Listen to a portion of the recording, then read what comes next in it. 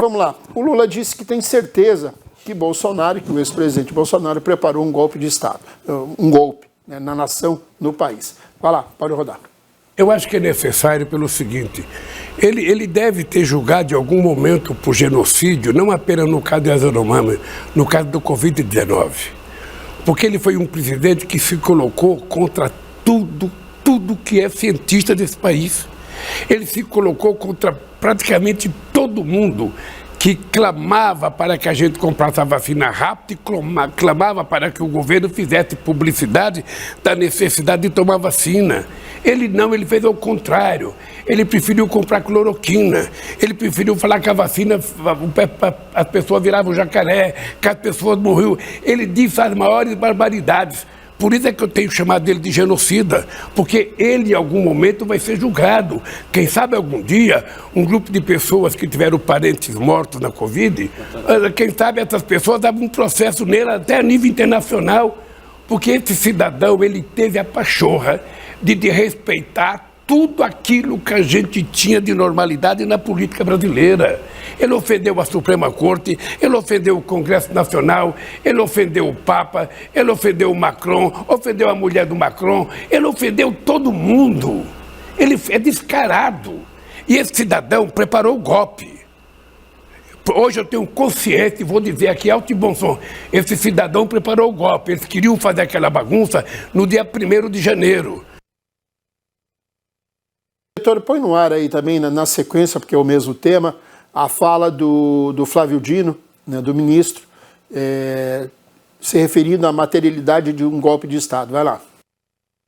Nós temos relatos que vão se somando, sempre mencionando pessoas muito próximas a ele. Os delegados competentes para o caso, o próprio Ministério Público, o Poder Judiciário, vão levar em conta isso na investigação. Não me cabe determinar caminhos de investigação, mas, evidentemente, nós estamos diante de um fato novo que fortalece a ideia que, além da responsabilidade política, essa já é evidente, há cada vez mais indícios conducentes à responsabilidade jurídica. Sim, do ex-presidente da República e de pessoas ligadas a ele, na medida em que essas revelações feitas pelo senador, revelações constantes de auxiliares do governo, lembremos que o ex-ministro da Justiça tinha na sua casa um planejamento de golpe de Estado. Então, são como se fossem tijolos que vão se somando na construção de um edifício. Esse edifício já tem materialidade. Qual é a materialidade? Golpe de Estado.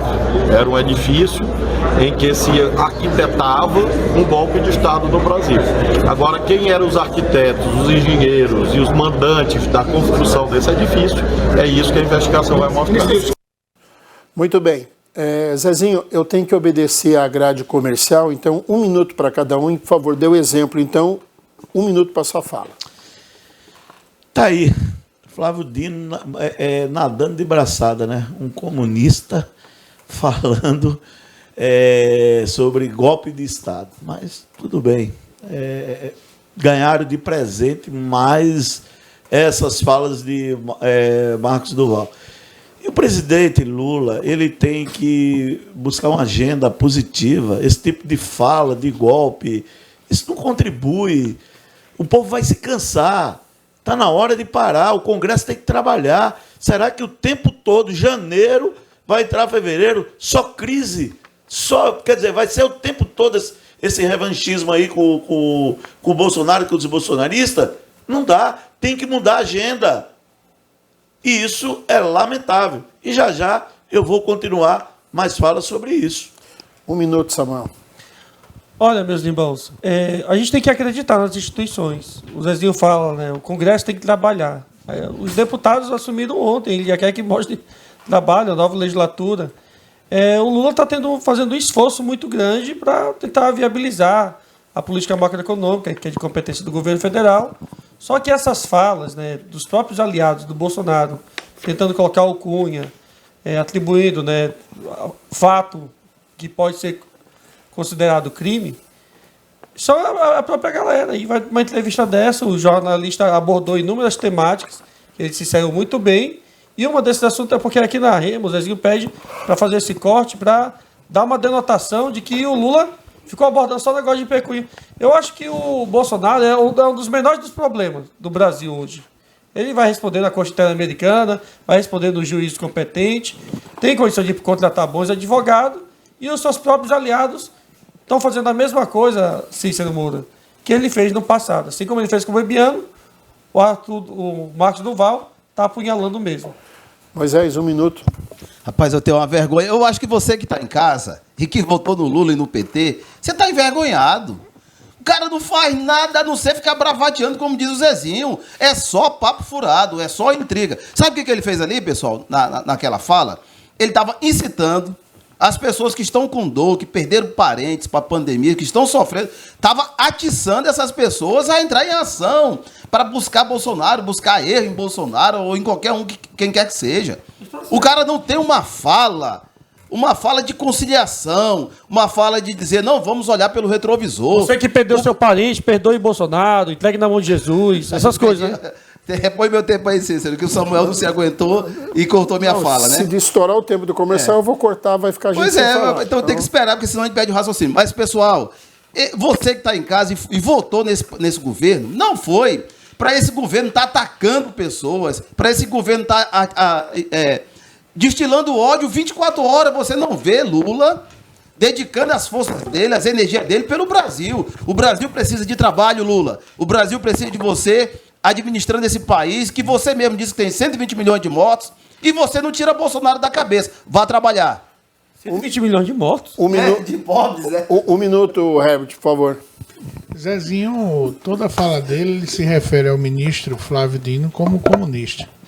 Ora, se todo comunista for igual a ele, para ocupar um governo, pagar o salário de professor, que ele deu exemplo para o Brasil todo, que ele se torne presidente.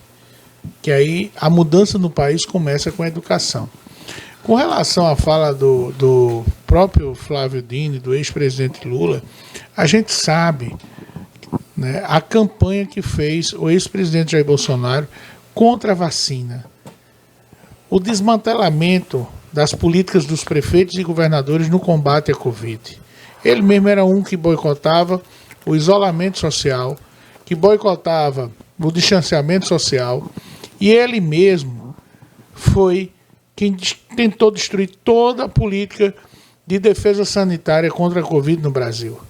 Basta a gente relembrar quantos ministros da saúde tivemos durante a pandemia e o atraso na compra de vacinas.